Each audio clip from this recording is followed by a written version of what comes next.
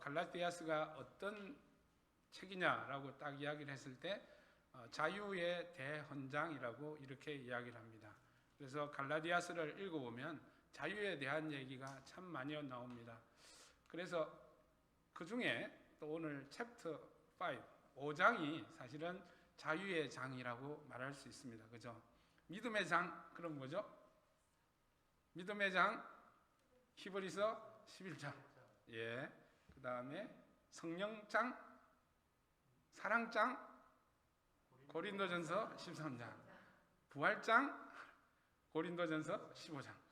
이렇게 각각 그 특징을 가지고 있는 성경들이 참 우리 안에 있습니다. 참 감사한 일인 줄 믿습니다. 누구나 자유로워지고 싶습니다. 그죠? 우리가 자유가 억압되면 우리는 견디지를 사실을 못합니다. 여러분, 죄수를 생각해 보십시오. 죄수는 한정된 감옥 안에서 맨날 며칠이고 심지어 어떤 사람들은 평생 동안 거기에 살아야 됩니다. 얼마나 답답하겠습니까? 내가 하고 싶은 것이 할 수가 없으니 말입니다. 그런데 오늘 본문을 보면 사도 바울은 하나님께서 우리들에게 자유를 주셨다라고 이야기합니다. 정확하게 이야기하면 복음으로 말미암아 우리가 자유를 받았다라는 거죠. 복음이 준 선물, 예수 그리스도께서 주신 선물이 뭐냐? 바로 자유라는 것이죠. 그죠? 저와 여러분들은 예수 그리스도 안에서 자유인입니다. 그죠? 믿으시죠? 그죠? 그렇습니다. 우리는 자유인입니다. 그러면 그것은 무엇에 대한 자유인가라는 것은 지난주에 말씀을 잠깐 드렸습니다만 우리가 잘 알고 있기로는 죄로부터의 자유입니다. 죄는 우리를 타락한 본성을 이끌고 다니면서 죄가 좋아하는 것, 죄성이라고 그러죠. 죄성이 우리로 이끌어가서 하나님이 싫어하는 것, 하나님을 기쁘지 못하게 하는 그런 삶을 낳게 됩니다. 그죠? 그래서 죄에서 자유함을 받는 것은 우리가 하나님의 자녀로서 엄청난 축복임을 알 수가 있습니다. 또 갈라디아 교회에 대한 이런 자유는 무엇일까요? 특징적인 자유는 뭐냐면 그들이 이방신을 섬기고 있었습니다. 그래서 이방인들의 그런 풍습과 그런 제도와 그런 삶을 따랐습니다. 그래서 그것으로부터 자유함을 얻었다라고 말할 수 있습니다. 오늘 갈라디아서에서 특징적으로 이야기하는 것은 무엇이냐면 율법의 행위로부터 자유로워졌다라는 거죠. 우리가 율법을 행위를 하지 않고서도 우리가 하나님의 자녀가 될 수 있게 되었다라는 거죠. 그래서 대표적인 얘기가 바로 할례에 대한 얘기라는 거죠. 저와 여러분들은 할례를 받지 않아도 우리는 하나님의 자녀가 될 수 있습니다. 유대인처럼 살지 않아도 우리는 하나님의 자녀가 될 수 있다는 것이죠. 그것이 우리에게 주어진 자유입니다. 그러니 우리는 율법이 우리를 얽매일 수 없다라는 것이죠. 저와 여러분들도 율법이 우리를 얽매일 수는 없음을 알기를 원합니다.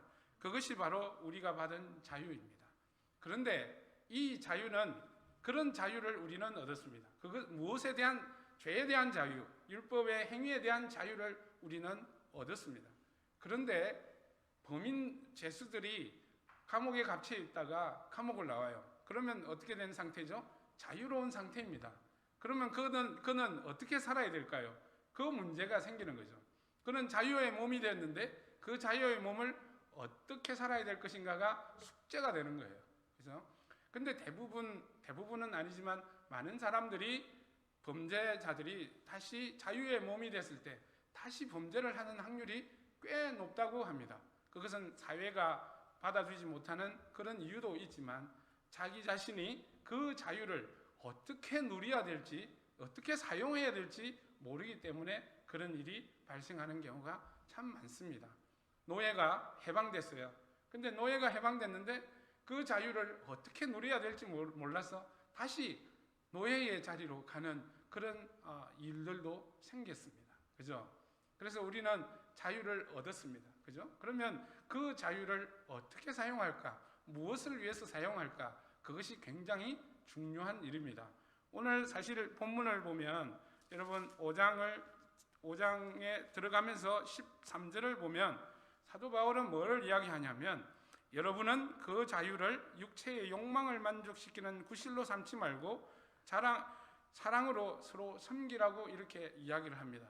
이 말씀을 보니까 갈라디아 사람들은 이렇게 생각했다라는 거죠.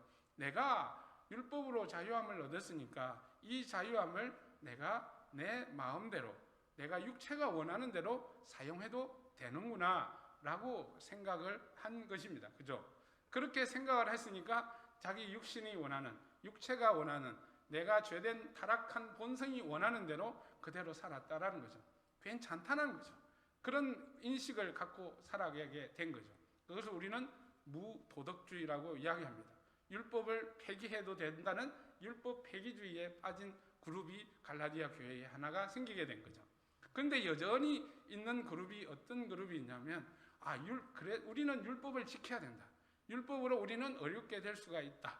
라고 지킴으로 의롭게 될 수 있다라고 그렇게 주장을 하면서 살아가는 사람이 있습니다. 그 또한 무엇에 의지하는 사람일까요?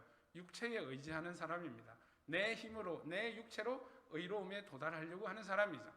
그러니까 정반대의 사람이 교회 안에 있습니다. 그러니 어떤 일이 벌어지는 걸까요? 서로 다툼이 일어나는 겁니다. 그래서 오늘 15절에 보면 어떤 일이 생기냐? 여러분이 서로 물어뜯고 잡아먹고 하면 피차 멸망하고 만다라고 이야기합니다. 이게 물어뜯고 잡아먹고 이거는 주로 어디에서 많이 보는 것들입니까? 동물의 왕국입니다. 동물의 왕국에서 보면 배고픈 사자가 어린 양들을 잡아먹으러 다니고 힘이 비슷한 사람, 비슷한 짐승들은 서로 이기기 위해, 서로 잡아먹기 위해서 뜯어먹습니다. 지금 갈라디아 교회 안에는 자유를 오해하고 오용하는 그룹들이 한 그룹이 있고요. 또 여전히 육체로서 모든 것을 의를 해결하려고 하는 그룹이 서로 다툼이 일어나게 된 것이라는 거죠. 그래서 오늘 이 말씀에서 이런 갈라디아 교회의 실제 교회 상황을 통해서 복음으로 얻은 자유를 어떻게 써야 되는가? 복음으로 우리가 그리스도인이 되었는데 그 그리스도인의 자유를 우리는 어떻게 써야 될 것인가? 그리스도인의 자유 사용법에 대해서 사도 바울은 오늘 저와 여러분들에게 또 말씀하고 있습니다. 그죠? 그래서 자유를 오용하게 되면 어떤 일이 벌어지냐면 방종을 하게 됩니다. 그래서 육체가 원하는 대로 따르게 되고요. 또 반대로 자유를 부정하게 되면, 하나님이 주신 자유를 부정하게 되면 어떻게 되는 걸까요? 율법으로 내가 의에 도달하겠다라고 하는 그런 율법주의로 빠지게 되는 거죠. 율법주의와 율법 폐기주의가 서로 싸우게 되는 그런 현실이 일어나는 것입니다. 그래서 우리가 자유를 오용하든, 자유를 오해하든, 자유를 부정하든, 그리스도께서 주신 자유를 부정하든 오해하든 다 문제가 생긴다는 것을 사도 바울은 이야기를 하고 있습니다. 그래서 오늘 이 말씀을 통해서 오늘날 교회에도 사실은 그렇습니다. 율법주의가 사실 있습니다. 저도 가끔은 율법주의적인 말씀을 전하기도 합니다. 해라 마라 하는 말씀을 전하기도 합니다. 그것은 우리의 인간의 힘으로, 인간의 노력으로 뭔가를 이루어내려고 하는 그런 설교의 말씀이고 권면의 말씀입니다. 그렇지만 또 그것은 우리가 받은 자유에 대해서 잘못 또 이해하고 또 말씀드리는 것일 수도 있습니다. 그래서 교회는 정말 그리스도께서 주신 이 자유를 제대로 활용하는 거죠. 사용해야 하나님의 의의 소망에 이르게 된다는 사실, 그것을 우리가 알기를 간절히 소망합니다. 그래서 오늘 말씀을 통해서 바울이 우리들에게 말하는 그리스도인에게 주신, 우리에게 주신 자유를 어떻게 사용할 것인가를 우리가 깊이 한번 묵상해 보고요. 그 말씀대로 한번 우리가 순종해보는 그런 시간이 되기를 간절히 소망합니다. 사도 바울은 역설적으로 이야기를 합니다. 오늘 본문이 13절의 말씀이 자유를 누리게 했는데 그 자유를 육체의 소망을 만족시키는 구실로 삼지 말고 뭘 하라고요? 사랑으로 서로 섬기라고 이야기를 하고 있습니다. 그죠? 이것이 바울이 말하는 자유 사용법, 역설적인 자유 사용법의 첫 번째입니다. 그것이 뭐냐? 다른 사람의 뭐가 되는 거예요? 여기서 그냥 사랑해라, 서로 사랑해라라고 이야기를 하잖아요. 뭐라고 이야기합니까? 사랑으로 서로 섬기라고 이야기하는 거예요. 여기서 앞에 사랑이라는 말의 의미는 어쩌면 감정에 대한 얘기일 수도 있습니다. 좀 정확하게 이야기하면 공감에 대한 얘기입니다. 그죠? 공감이란 사랑을 하는 데 있어서 굉장히 중요한 것 중에 하나입니다. 공감이 없는 사랑은 어떤 사랑이 될까요? 그냥 눈에 보이는 사랑, 그냥 베풀기 위한 그런 사랑이 될 수밖에 없는 것이죠. 그래서 사실은 우리가 야고보서를 보면 공감하는 사랑에 대한 얘기를 하는데 뭘 이야기합니까? 추운 사람한테는, 옷이 없는 사람한테는 뭘 주라고요? 옷을 주라고 이야기합니다. 목마른 사람한테는 뭘 주라고 이야기합니까? 물을 주라고 이야기합니다. 이 공감하는 사랑이라는 것, 사랑은 공감하며 나가야 되는데 그것이 뭐냐 하면 결국 다른 사람의 필요, 다른 사람의 결핍을 보고 내가 그것을 메꾸는 일이 바로 사랑이라는 것이죠. 그래서 그 사랑에서 가장 중요한 것이 뭐냐? 그 사람의 입장을 이해하는 거죠. 이걸 우리는 또다시 배려라는 단어로 설명을 할 수가 있습니다. 그죠? 그래서 이것을 사도 바울은 사랑이라고 하는 거죠. 거칠의 사랑이 아니라 정말 그 사람이 필요한 것을 공감하고 그것을 해주는 것, 이것이 사랑이라는 거죠. 그런데 보면 서로 섬기라고 이야기합니다. 섬기는 것은 누가 누구를 섬기는 걸까요? 보통 세상적인 사람으로서는 낮은 사람이 높은 사람을 섬깁니다. 우리가 세족식을 봅니다. 그죠? 우리가 예수님께서 마가의 다락방에서 세족식을 합니다. 그죠? 세족식을 하는데 세족식을 할 때 예수님이 어떻게 하시죠? 무릎을 꿇습니다. 그죠? 그리고 무릎을 꿇는 행동이 바로 섬기는 행동이라는 거죠. 그죠? 그러니까 서로 섬기라는 것은 뭘 하라고 이야기하는 걸까요? 서로에게 종이 되라는 겁니다. 아니, 우리는 자유인인데 또 우리로 하여금 종이 되라고, 노예가 되라고 이렇게 이야기하는 게 어불성설이라고 하지만 사도 바울은 그 역설적으로 우리의 자유를 그렇게 사용하라는 거예요. 다른 사람을 섬기는 그런 종의 자리로 가라라는 것을 이야기합니다. 이것이 우리의 자유를 사용하는 방법이라는 것이죠. 그래서 사도 바울이 성경이 여기에서만 이야기하는 게 아니에요. 빌립보서에서 보면 어떻게 이야기하냐면 다른 표현을 씁니다. 나보다 남을 낮게 여기라 그럽니다. 그럼 어떻게 해요? 내가 낮은 위치에 서는 거죠. 이것을 우리는 겸손이라고 이야기합니다. 그런데 섬기는 자의 자세는 겸손의 자세입니다. 그죠? 우리가 자유가 방종이 되면 어떻게 될까요? 군림하려고 그래요. 방종으로 가게 되면 내 마음대로 하려고 그래요. 그죠? 그런 현상이 발생이 돼요. 그죠? 근데 성경은 우리에게 말씀하시는 것은 뭐냐? 낮은 자리에 있어야 된다는 거죠. 그래서 서로 섬기는 일에 우리의 자유를 쓰라는 거죠. 우리가 이렇게 할 수도 있고 저렇게 해서 할 수도 있습니다. 그렇지만 뭘 하라고요? 섬기는 자, 종의 자리로 우리가 있어야 된다는 것을 사도 바울은 우리에게 이야기합니다. 또 다른 성경에서 또 다른 표현을 씁니다. 그것은 뭐냐? 에베소서에서 5장에서 하는 말이에요. 서로 복종하라고 이야기합니다. 여기서 앞에 단어가 다 서로라는 말이 있습니다. 그러니까 서로 해야 되는 거예요. 복종이라는 말은 뭘 의미하는 거냐면 당연히 종이 주인의 말을 듣는 것을 우리는 복종이라고 이야기하죠.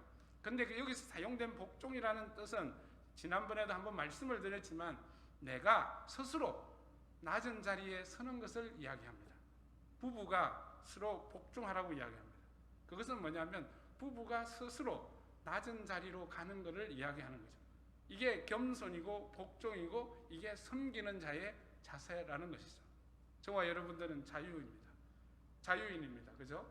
누가 이래라 저래라 할 수 없습니다. 그죠? 그렇지만 여러분들의 자유를 어떻게 쓰라고요? 다시 다른 사람의 종의 자리로 가는 그런 자유로 쓰라는 것을 사도 바울은 이야기합니다. 그래서 사도 바울의 자유 사용법의 제1원칙은 뭐냐? 남을 섬기는 자리, 섬김으로 가라라는 말씀을 사도 바울이 하고 있습니다. 그죠?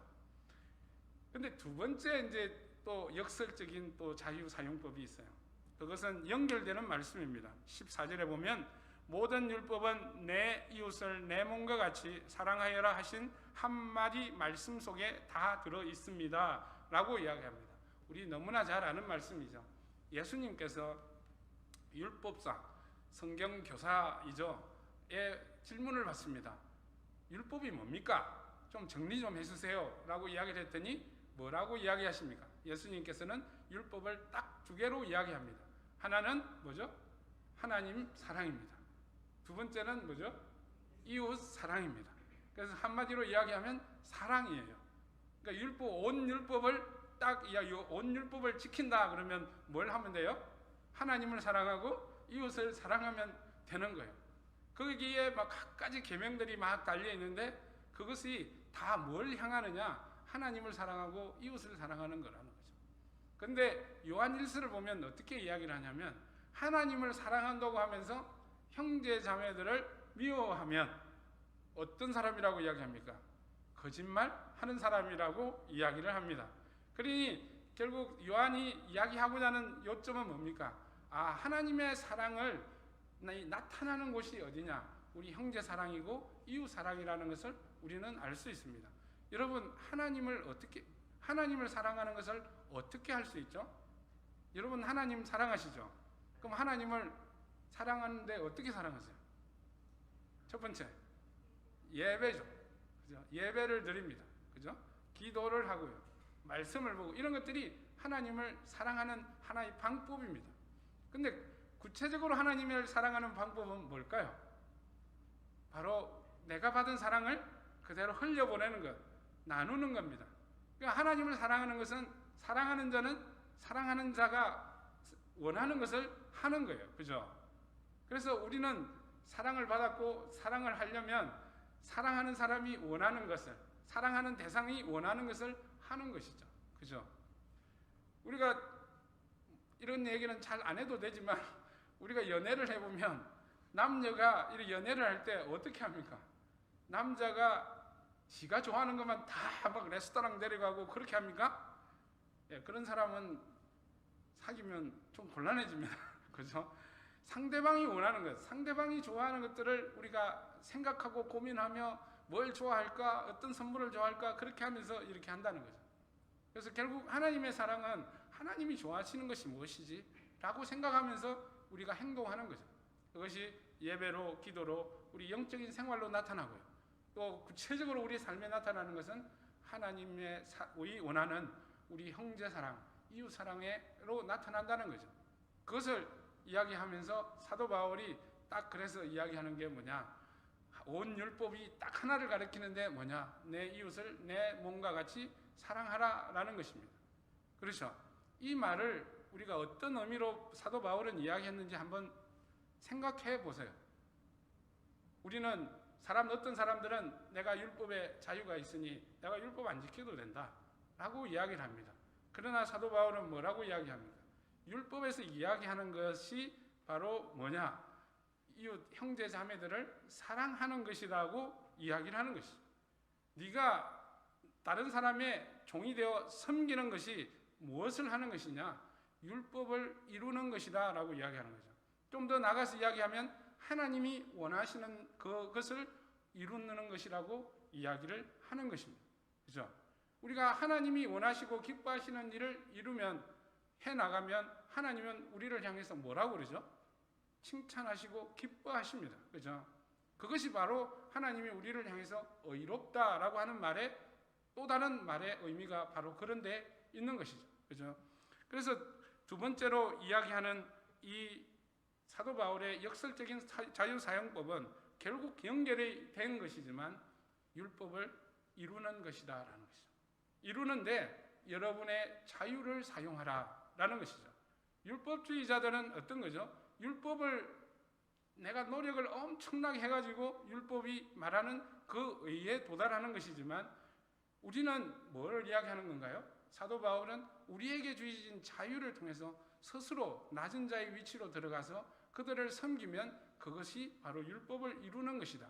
다른 사람의 종, 율법의 종이 아니라 다른 사람의 종으로 되어 섬기면 그것이 바로 율법을 이루는, 하나님의 의를 이루는 그 사랑이 나타나는 것이다 라고 사도 바울은 지금 이야기를 하고 있습니다.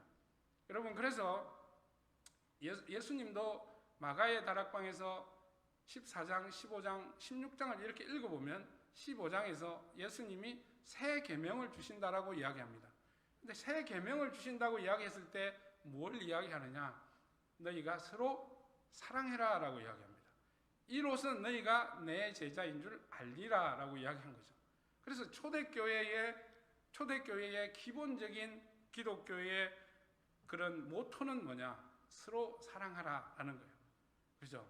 그래서 그것은 서로 사랑인데 사도 바울은 오늘 표현은 사랑으로 서로 섬겨라 라는 거죠.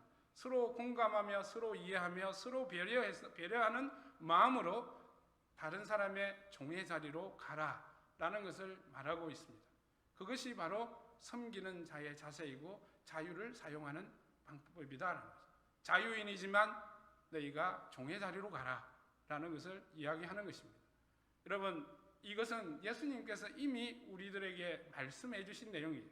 제자들에게 이미 말씀하신 내용입니다. 그죠?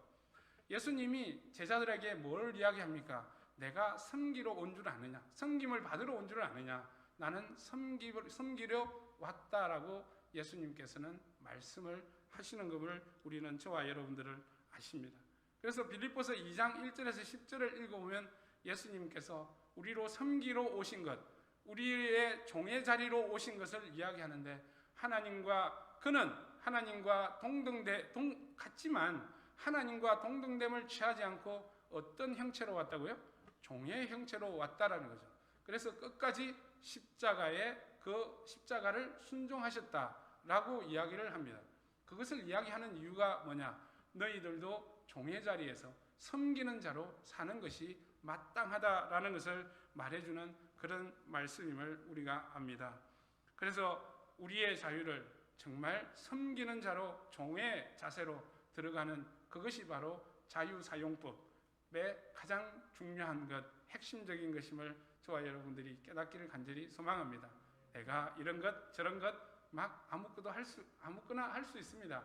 그러나 여러분, 다른 사람의 위에 군림하는 것이 아니라 내 멋대로 다른 사람과의 관계를 맺지 않고 살아가는 것이 아니라 다른 사람의 종의 자리로 가서 그들을 섬기는 자로 살아가기를 원합니다. 그래서 그것이 바로 율법을 이루는 일, 하나님의 의를 이루는 일이 될 것임을 저와 여러분들은 아시기를 간절히 소망합니다. 그런데 질문이 있습니다. 질문이 생깁니다. 사도 바울의 이 권면은 또 하나의 율법주의가 아닙니까? 율법주의자들이 말하는 그런 거하고 똑같지 않나요? 그렇게 질문을 던질 수도 있고요. 또 다른 질문은 현실적인 질문입니다.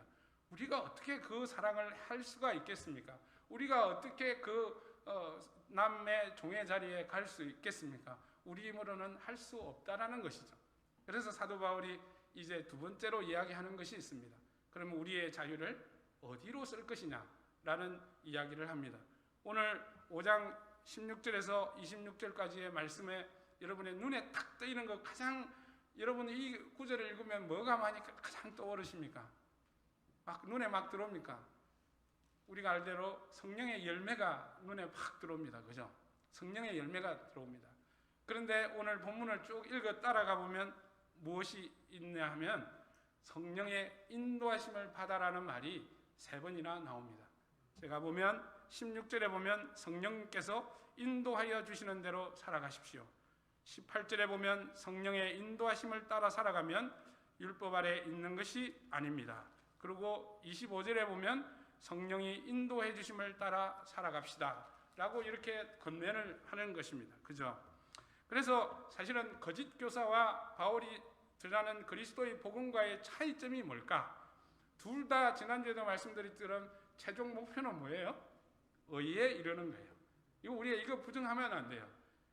우리만 예수 믿으면 의롭게 된다라는 것을 우리가 믿고 있지만 사실은 율법주의자들도 뭐에 도달하려고 안간힘을 쓰나요? 하나님의 의에 이르러. 그러니까 하나님이 야, 너 잘했다, 옳다라는 말을 듣기 위해서 하는 거죠. 그런데 차이점이 뭐예요? 차이점은 한 사람은 율법주의자는 육체로 합니다. 그죠? 육체로 해서 율법을 통해서 의를 구하려고 하는 거죠. 그런데 우리는 어떻습니까? 복음을 듣고 살아가는 자유자들은 어떻습니까? 자유롭다라는 거예요. 근데 그 차이는 뭐냐면 우리 힘으로 하지 않는다는 거예요. 누구의 힘으로 하는 거예요? 성령의 힘으로 한다는 거죠. 이게 가장 큰 차이입니다. 그죠? 그러면 우리가 의에 이르는 그런 수단이 뭘까?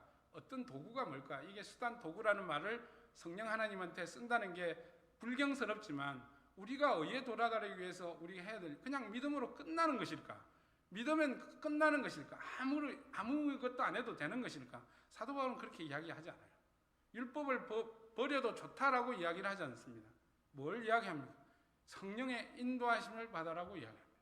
그러면서 이야기하는 게 저와 여러분 너무나 잘 아는 말씀, 육체의 일과 성령의 열매를 이야기합니다. 육체의 일과 성령의 열매에서 이야기하는 중요한 세 가지 포인트를 제가 말씀을 드릴게요. 아주 쉽습니다. 아주 당연한 뻔한 얘기입니다. 자, 그러면 육체의 일이 있고 성령의 열매가 있습니다. 그 일과 열매는 누가 맺게 하고 누가 결과를 나오게 하나요? 그 주체가 뭐예요? 육체의 일은 내가 뻔하다고 그랬습니다. 육체의 일은 육체가 만들어내는 거예요. 그죠? 성령의 열매는 누가 만들어내요? 성령이 만들어낸다는 거예요.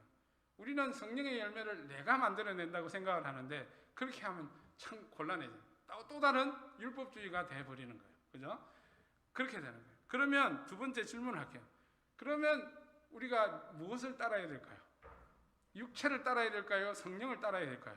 성령을 따라야 되는 거예요. 당연한 얘기 아닙니까? 그죠? 성령의 열매를 맺는데 성령의 열매가 좋으면 그쪽을 따라가는 게 맞는 얘기, 다 뻔한 얘기잖아요. 안 뻔한 것 같아요. 그죠? 여러분들의 표정이 안 뻔한 것 같은데 성령이 맺는 열매는 성령이 맺으니까 성령을 따라가야 그 열매를 우리가 맛볼 수가 있는 거잖아요. 그죠? 그것을 사도 바울이 지금 당연한 얘기인데 당연하게 이야기를 하고 있습니다. 그죠? 그런데 오늘 본문의 말씀에 보면 23절에 보면 이것들을 막을 법이 없습니다 라고 이야기합니다. 그러니까 육체를 따르면 당연히 육체의 일이 나오고 성령을 따르면 당연히 성령의 열매가 나온다라는 것을 사도 바울은 이야기를 하는 것입니다. 그러면 육체의 일과 성령의 열매를 우리가 딱 구분할 때 그 타이틀을 여러분은 뭐라고 붙이겠습니까? 육체의 일을 딱 봤을 때 저거는 뭐라고 딱 한마디 하겠습니까? 성령의 열매를 딱 봤을 때 저거는 한마디로 딱 정리를 하면 뭐라고 이야기하겠습니까? 육체의 일을 딱 보면 이거 하나님이 싫어하시는 거네. 우리가 그리스도인이라면 당연히 그렇게 말할 수 있는 거잖아요. 그죠? 성령의 열매를 딱 보면 이건 하나님이 좋아하시는 거네. 우리한테 원하시는 거네. 라고 알 수 있습니다. 혹시 거꾸로 아시려고 있는 분 계시는 건 없으시죠? 그죠? 우리가 딱 그걸 아는 거죠. 그죠? 근데 그러니까 사도 바울이 결론적으로 이야기하는 게 뭘까요? 너희들이 하나님이 원하시는 열매를 맺기 위해서는 어떻게 해라? 성령의 인도하심을 받으라라는 얘기예요. 그거를 성령의 인도하심을 받으면 반드시 하나님이 기뻐하시는 열매가 맺힐 것이다 라고 이야기하는 것이죠. 너무나 당연한 말씀이죠. 그죠? 근데 당연하지만 우리가 당연하게 하지 않습니다. 왜 그러냐면 첫 번째 이유는 우리가 성령의 열매를 우리가 맺으려고 하는 거예요. 사랑하려고 하는데 내 힘으로 사랑하려고 하는 거예요. 그렇죠? 그래서 사도 바울은 딱 이야기하는 게 뭘 하라는 거죠? 성령의 인도하심을 따라 하라는 거예요. 그죠? 그것이 바로 우리가 성령의 열매를 맺는 거예요. 그래서 우리의 신앙의 목표는 뭐가 돼야 될까요? 지금 우리가 신앙의 목표는 성령의 열매 맺기? 이것이 목표는 될 수는 있습니다. 그러나 우리들이 지금 해야 될 것은 뭘까요? 성령의 인도하심 받기. 성령의 인도하심 받기. 그것이 우리의 지금 해야 될 일이라는 거예요. 그죠? 그러면 우리는 성령의 열매를 맺을 수 있다라고 이렇게 이야기를 합니다. 자, 그래서 우리가 요한복음 15장으로 한번 가보겠습니다. 요한복음 15장 한번 불편하시더라도 한번 펴보시기 바랍니다. 그러니까 저와 여러분들이 열매 맺는 일을 우리의 과제로 하는 것이 아니라 우리의 과제는 뭐다? 성령의 인도하심을 받기라는 거죠. 그죠? 자, 오늘 요한복음 15장은 사실은 사도 바울이 이것을 모티브로 해서 이야기한 것이라고 말할 수도 있어요. 저는 그렇게 보여지는데, 자, 15절에 8절을 한번 볼까요? 8절을 보면 너희가 열매를 많이 맺어서 내 제자가 되면 이것으로 내 아버지께서 영광을 받으실 것이다 라고 이야기를 합니다. 그죠? 그러니까 하나님이 기뻐하시는 것이 뭐라고 이야기합니까? 열매 맺는 것이라고 이야기를 합니다. 그런데 그 열매인데 5절에 가볼게요. 그럼 열매를 어떻게 맺는가라는 것을 이야기합니다. 나는 포도나무요 너희는 가지이다. 사람이 내 안에 머물고 있고 내가 그 안에 머물러 있으면 그는 많은 열매를 맺는다. 너희는 나를 떠나서는 아무것도 할 수 없다. 열매를 맺을 수 없다라는 거죠. 그죠? 예수님이 제자들에게 이야기하는 이 열매는 뭘까요? 쭉 따라 내려가 보면 12절에 보면 내가 너희를 사랑한 것 같이 너희를 서로 사랑하라는 거예요. 사랑이 바로 예수님의 계명이고 열매예요. 근데 그 열매를 맺는데 내가 사랑해야지 해가지고 사랑하면 공감이 없는 사랑이 되는 거예요. 그죠? 내 노력으로 내 사랑했어. 나는 이만큼 했어. 라고 내 성과가 되고 업적이 되어버리는 거예요. 나의 열매는 내가 스스로 맺는 것이 되는 거예요. 근데 예수님이 이야기한 거는 뭐예요? 너희가 내 안에 머물러 있으라는 거죠. 내가 그러면 너희 안에 머물러 있게 된다는 거죠. 그래서 결국 이것은 나중에 뭘로 이야기되냐면 성령 안에 머문다는 거예요. 그죠? 하나님의 말씀 안에 머문다는 거예요. 그래서 그렇게 해야만이 저와 여러분들이 열매를 맺을 수 있다는 거죠. 옛날에 저는 이 열매를 전도 많이 하는 걸로 생각을 했었어요. 그죠? 전도 많이 해야 하나님이 영광 받으신다 생각했는데 오늘 우리가 본문을 찬찬히 읽어보면 오늘 사도 바울의 이 본문과 같이 읽어보면 뭐예요? 그 열매는 사랑이에요. 사랑. 다른 9가지 열매를 이야기했지만 사실은 이것은 사랑으로 다 포괄되는 그런 우리의 성품이고 우리의 삶이고 우리의 관계예요. 우리의 신앙이에요. 그죠? 근데 우리는 신앙을 내가 이렇게 해야지 우리의 의지대로 하는 경우가 참 많습니다. 근데 의지가 필요 없다라는 게 아니라 우리의 의지대로 하다 보면 우리가 쉽게 지치게 된다는 거죠. 사도 바울과 예수님께서 우리들에게 하는 신앙의 원리를 가르쳐 주는데 그게 뭐냐? 예수님하고 같이 있기. 두 번 똑같은 말이지만 성령 안에 머물기, 성령 인도하심 받기 이거예요. 그래서 사도 바울은 이제 에베소서에 가서는 이 말을 다른 표현으로 표현합니다. 그게 뭐냐면 성령의 충만함을 받아라 라고 이야기합니다. 성령의 충만함은 이전에도 계속 제가 설명을 드렸지만 이것이 그릇에 물이 흘러 넘치듯이 이런 것을 이야기하는 게 아니에요. 성령의 충만함이란 나도 모르게 그냥 성령이 말하는 대로 말씀이 말씀하신 대로 그거를 선택하고 그대로 따라가는 것을 살아가는 것을 이야기하는 것입니다. 그것이 성령의 충만함임을 우리가 알기를 원합니다. 그래서 우리는 성령의 충만함을 받아야 할 줄 믿습니다. 근데 우리가 성령을 받아야 된다 그러면 아직 우리는 믿음이 없는 거예요. 믿는 자들에게 이미 우리는 뭘 받았어요? 그래서 사도 바울이 오늘 25절에서 말하는 게 이 말입니다. 우리가 성령으로 삶을 얻었으니 이야기를 합니다. 성령으로 거듭났으니 라는 말이죠. 성령이 우리 안에 계시니 라는 말씀이에요.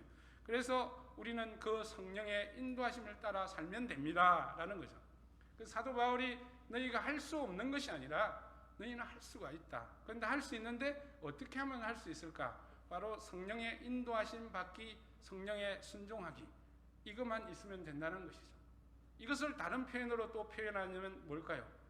우리가 우리 스스로 사는 것이 아니라 성령의 종이 되는 거예요.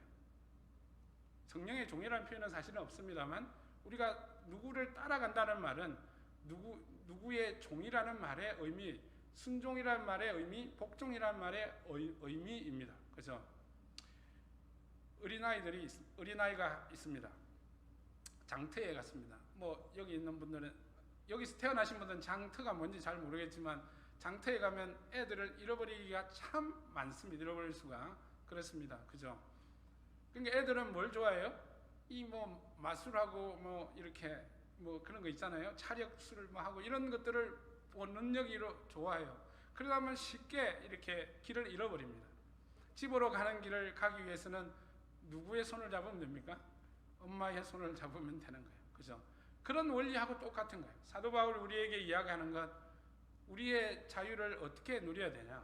우리가 스스로 선택할 수 있는데 성령의 인도하심을 선택하라 이 말을 오늘 본문에서 이야기합니다. 그러면 너희들은 하나님의 사랑에, 하나님이 기뻐하시는 사랑의 열매를 얻을 것이다 라고 사도 바울은 우리들에게 권면하고 있습니다. 여러분, 사랑은 기독교의 정신입니다. 그죠? 사랑하라, 사랑해야 됩니다. 그러나 그 전에 우리가 있어야 될 것이 뭐냐? 성령의 순종하기, 예수님 안에 있기, 또 그것은 하나님의 말씀 안에 있기. 그랬을 때 우리는 성령의 충만함을 받는다는 거죠. 성령의 인도하심을 받을 수 있다는 것임을 저와 여러분들은 아시길 간절히 소망합니다. 그렇습니다. 말씀을 정리합니다. 도표를 보면서 제가 정리하도록 하겠습니다. 다음 도표를 하나 넘겨주실까요? 제가 5장을 정리를 해봤습니다. 5장의 전체의 내용은 이렇습니다. 다 띄워버렸네. 믿음, 우리가 믿음으로 어떻게 되죠? 의의 소망을 기다립니다. 그죠? 우리가 예수 그리스도를 믿으면 의롭다고 하나님이 하실 것입니다. 지금 그것을 우리는 현재 믿습니다. 그죠? 그리스도를 믿는 믿음과 우리가 의의 소망을 가질 거라는 믿음을 우리는 갖고 있습니다. 그죠? 그런데 믿음하고 소망은 큰 시간적인 격차가 있습니다. 그죠? 그 소망이 우리는 언제 이루어질지 모른다는 것이죠. 그래서 사도 바울은 간절히 표현하고 있다라고 이야기를 합니다. 그런데 사도 바울은 우리가 의의 소망에 이를 수 있는 이유는 뭐냐면 믿음으로 역사하는 사랑이 때문에 그렇다라고 이야기를 합니다. 그러나 믿음이 우리 안에 있어서 믿음으로 말미암아서 우리가 표현되는 게 있는데, 믿음이 표현되는 게 있는데 그게 사랑이라는 거예요. 그러면 믿음이 어떻게 사랑으로 표현이 될까? 그 말씀이 오늘 13절에서 26절까지의 말씀에 나오는 거예요. 우리는 믿음으로 우리는 성령을 받습니다. 오늘 말씀처럼 성령으로 새로운 삶을 얻습니다. 성령이 우리 안에 내주하십니다. 그래서 그 성령의 음성을 듣고 민감하면 어떻게 되나요? 성령이 맺혀지는 열매가 우리의 삶 가운데, 우리의 인격 가운데 열린다는 거죠. 주렁주렁 열린다는 거죠. 탁 보면 그리스도인이네, 저 사람은 사랑으로 덕지덕지 붙어있네 라고 우리를 보게 된다는 거죠. 다른 사람들이. 그것이 사랑을 이루는 믿음이 역사하는 사랑, 믿음으로 역사하는 사랑이라는 것은 결국 무슨 말일까? 우리 안에 계시는 믿음으로 말미암아 생긴 성령님을 우리가 따랐을 때 그 열매로 사랑이 나타난다는 거예요. 그 사랑은 무엇 하느냐? 하나님이 기뻐하시는 거라는 거죠. 그래서 우리가 믿음과 소망 사이에 큰 간극 속에, 큰 시간적인 차이 속에 해야 될 일이 뭘까? 사랑을 하는 일이라는 거죠. 남을 섬기는 일이라는 거죠. 근데 그것을 우리의 힘으로 하는 것이 아니라 이미 우리 가운데 계시고 우리와 동행하시는 성령님의 음성에 귀 기울이고 순종하는 일을 하게 되면 우리는 그 성령의 열매를 맺게 된다. 그러면 우리는 그 일을 지속해 나가면 하나님께서 의롭다 하심을 당연히 인정하게 된다는 것이죠. 우리의 삶을 역동적으로 이끌어가는 신분이 누구냐? 하나님, 성령 하나님이라는 것을 오늘 5장에서는 이야기를 합니다. 저와 여러분, 참 자유는 뭘까요? 제가 적었습니다. 우리 자신을 성령의 인도하심에 복종하게 하는 것, 이것이 참 자유입니다.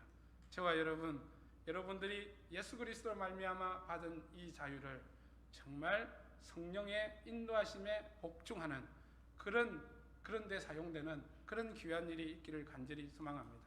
그러면 우리가 노력하지 않아도 우리의 삶 가운데, 우리의 인격 가운데 성령 하나님이 열매가 맺혀집니다. 그것이 바로 하나님의 형상을 닮은 그런 모습들이 나타난다는 거죠. 그러나 제가 지금 말씀드린 거는 성령의 열매는 씨를 심으면 바로 오이가 나오나요? 올해는 오이가 안 나와서 참 속이 많이 상했는데 시간이 필요하다는 거예요. 열매는 시간이 필요해요. 그래서 믿음과 소망 사이에 이 시간을 우리는 간절히 기다리며 가야 되는 거죠. 성령의 순종하심으로 믿음의 소망을, 의의 소망을 간절히 기다리는, 확신하며 기다리는 저와 여러분들이 되시길 간절히 소망합니다. 기도하겠습니다. 할렐루야. 사랑이 많으신 하나님 아버지, 참으로 감사와 찬양과 영광을 드립니다.